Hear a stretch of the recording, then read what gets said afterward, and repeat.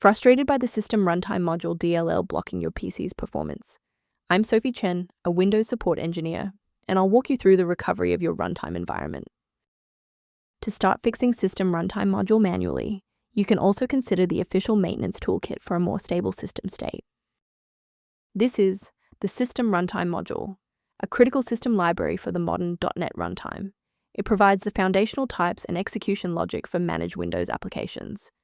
If missing or corrupted, all modern .NET 5 and 6 and 7 and 8 apps will fail to launch, reporting a fatal error was encountered. The library system runtime DLL could not be found. Now that you're up to speed on the files role, let's begin the repair process.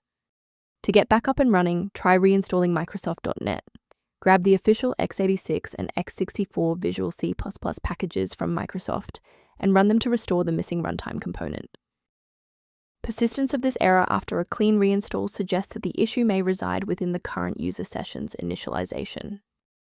A full system restart ensures that no background processes are currently locking the System Runtime Module file.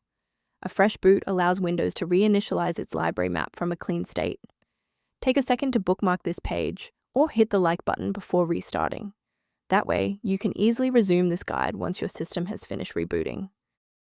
If you're still stuck after the reboot, stay with me. We're going to try a more targeted approach now. You can pause the video whenever you need to follow along. Sometimes a simple restart isn't enough for broken runtimes. Follow these steps to refresh the redistributable files. First, go to Control Panel, then select Programs and Features. Second, find every Microsoft Visual C++ redistributable 2005 through 2022. Third, right-click each and select Change, then select Repair.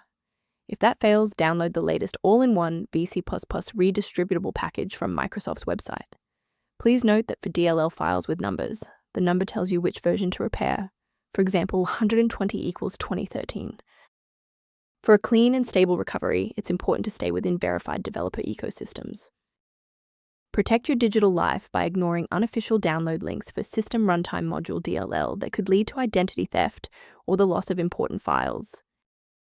To help keep your environment stable and prevent recurring errors, consider an automated maintenance utility for your system. If registry organization or initialization timing is a concern, the diagnostic information below references System Runtime Module Management. I hope this walkthrough provided the clarity you needed to fix System Runtime Module. Please like the video to support the channel and subscribe for more system-level tutorials.